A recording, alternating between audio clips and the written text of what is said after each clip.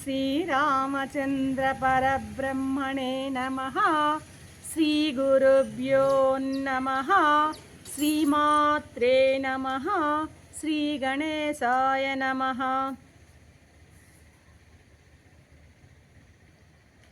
ప్రియాత్మ బంధువులారా, యోగ వాసిష్టం ఉత్పత్తి ప్రకరణము 144వ భాగం. నిన్నటి ప్రశ్నలకి వశిష్ఠ మహర్షి బాగా సంతోషించాడు. అయ్యా రామా, నీవు పారమార్థిక దృష్టిని వ్యావహారిక దృష్టిని రెండిటిని విడదీసి చూస్తున్నావు, చాలా సంతోషంగా ఉంది. వ్యావహారిక దృష్టిలో ప్రశ్నిస్తున్నాను అంటూ వ్యావహారిక కల్పితమైనటువంటి బంధ మోక్ష వ్యవస్థని గురించి నీకు నేను వివరించాల్సినటువంటి సమయం ఆసన్నమైంది. అయినా మనం నిన్న మొన్న చెప్పుకున్నటువంటి ఆ విషయాల్ని ఒక్కసారి నీకు గుర్తుకు చేసి నేను అసలు విషయంలోకి వెళ్తాను రామచంద్ర అంటున్నాడు అన్నమాట. మనం ఏమనుకున్నాం? చైతన్యానికి జీవత్వానికి తేడా లేదు అని చూసాం. అర్థమైందా? పరమాత్మకు జీవుడికి తేడా లేదు. ఎందుకంటే చైతన్యంలోంచే వచ్చాడు గనక చైతన్యానికి జీవుడికి తేడా లేదు.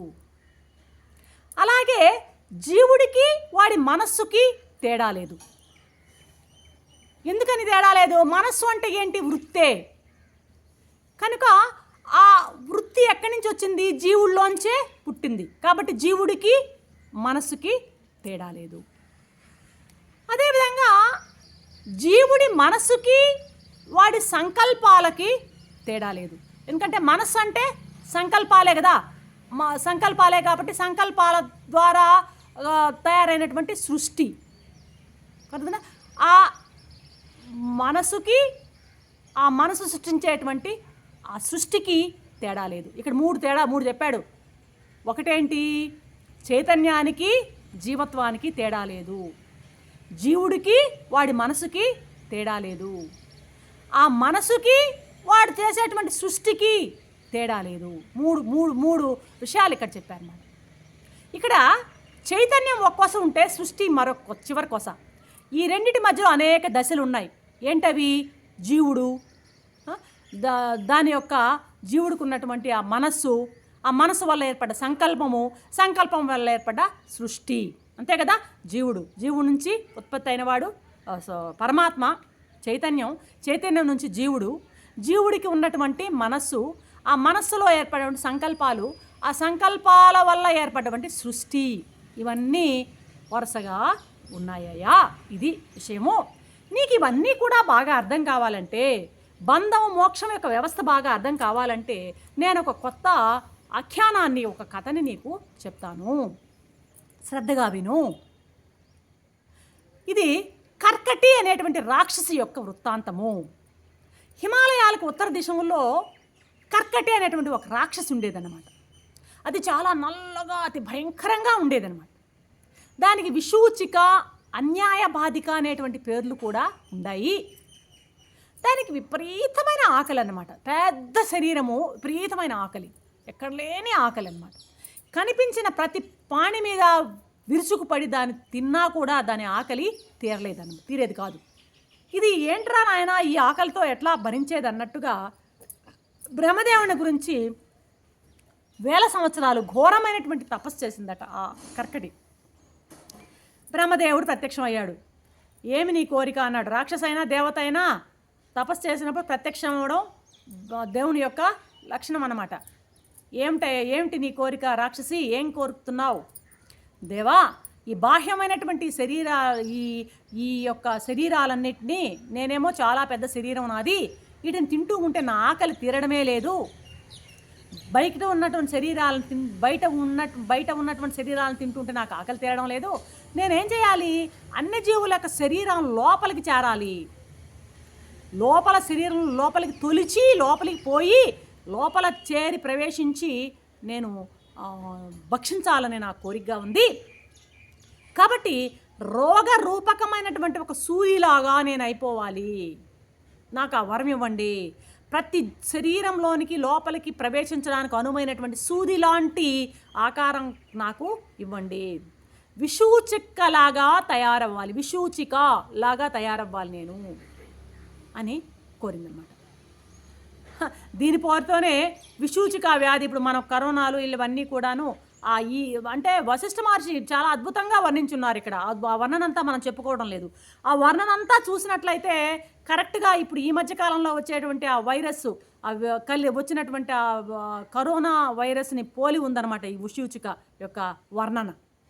ఇప్పుడు కొత్తగా మళ్ళీ చైనా వాళ్ళు ఏదో మళ్ళీ కొత్తగా ఇంకొక వైరస్ని తయారు చేస్తున్నట్టు కూడా వింటున్నాం. ఈ వైరస్ల యొక్క అంతా వర్ణనంతా చూస్తే, విషూచిక వర్ణన చూస్తే, ఇక్కడ కర్కటి వర్ణన చూస్తే దాని కరెక్ట్గా సరిపోతుంది. ఆ మహర్షులు ఎలా ఊహించారో ఏమో, అది వాళ్ళ యొక్క విఘ్నతకే మనం జోహార్లు అర్పించాలి. సరే, బాగుంది. నేను ఇలాగ సూదిలాగా తయారవ్వాలి, అలా నేను సమస్త జీవులు లోపల వెలుపల చేరి చంపేయాలి నేను అని కోరిందనమాట ఈ రాక్షసి. సరే, బ్రహ్మదేవుడు అలాగే దుర్జనులు దుష్టజనుల శరీరంలో సూదిలాగా ప్రవేశించి వ్యాధి రూపంలో వారిని బాధ పెడుదువుగాక అని ఆయన వరం అయితే ఇచ్చేశారు ఎవరు, బ్రహ్మదేవుడు.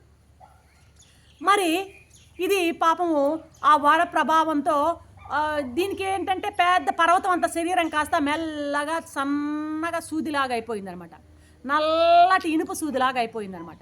ఇక ఈ వరం వచ్చింది కదా, ఈ వర ప్రభావంతో కనపడిన అందరి మీద పడి లోపలికి చేరి ఇంకా వాళ్ళని చిన్న భిన్నం చేసి వ్యాధులు కలుగజేసినట్లుగా వాళ్ళ సకల వ్యాధుల్ని కలుగజేస్తూ వాటిని అందరినీ ఇబ్బంది పెట్టడం జరిగిందనమాట.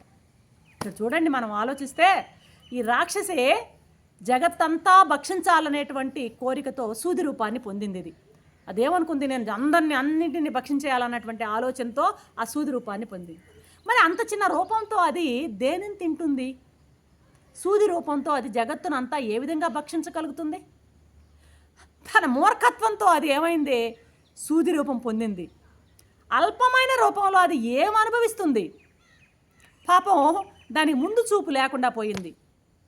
ఇక్కడ మహర్షి మనకు ఒక గొప్ప సత్యాన్ని చెప్తున్నారు. ఏంటి? మనకి జనాలకి ముందు వెనుకలు గుణదోషాలు విచారించకుండా అదే ఫలానాది నాకు ఇష్టం కాబట్టి దాన్ని నేను పొందవలసిందే అని మూర్ఖంగా కోరికలు కోరే వాళ్ళకి చివరికి విషూచిక, ఈ కర్కటికి పడ్డ గతే పడుతుంది, దుఃఖాన్ని కలుగజేస్తుంది అంటున్నాడు మహర్షి ఇక్కడ.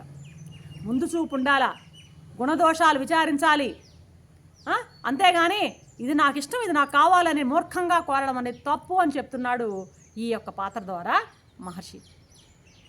నేను విషూచిక అవుతాను అని ప్రయత్నించి ఆ శరీరాల్లో ప్రవేశించి హింసాత్మకంగా మారిపోయింది అది. కానీ ఎంతో ఆహారాన్ని నేను తింటాను, ఆనందిస్తాను అని అనుకుంది, కానీ సంకల్పించింది. కానీ దాని ఆకార సూదిలాగా చిన్నదనమాట. అర్థమైందా? చివరికి దాని కోరిక అంతా కూడా నిరర్ధకమైపోయిందనమాట. పాపం రుచి అనే అనుభవం లేకుండానే ఆ రక్తపానం మాత్రమే చేయసాగిందనమాట. ఇలాగా మూఢ బుద్ధితో ఇతరులను బాధించాలని భావించేవాళ్ళు ఎవరైనా సరే పూర్వ పర విచారణలు లోపించిపోతుంది వాళ్ళలో. ఏం జరుగుతుందో ముందు అనేది వాళ్ళ విఘ్నత వాళ్ళకి ఉండదు, వివేకం ఉండదు. కేవలం ఇతరులను బాధించాలనేటువంటి ఆ తృష్ణ వాళ్ళని రకరకాల దుఃఖాలకి గురి చేస్తుంది. వారు స్వార్థంతో వారు కోరుకున్నటువంటి వస్తువులపైనే దృష్టిని కేంద్రీకరిస్తారు. ఎన్ని వశిష్ఠుడు చెప్తున్న మాటలు, నేను చెప్తున్నాయి కాదు. స్వార్థంతో వాళ్ళు ఏదైతే కోరుకున్నారో వాటి మీదే దృష్టిని పెడతారు. కాబట్టి వాళ్ళు బుద్ధి పూర్తిగా కలుషితమైపోతుంది. చివరికి వాళ్ళు అనుకున్నది ఏది వాళ్ళకి లభించదు అని చెప్తున్నారు. ఇంకా కర్కటి గురించి ఏం చెప్తారో రేపటి ఎపిసోడ్లో చూద్దాం. అంతవరకు సెలవు. సర్వం శ్రీరామచంద్ర చరణారవిందార్పణం. ఓం శాంతి శాంతి శాంతి. శంభో శివ శివ శివ.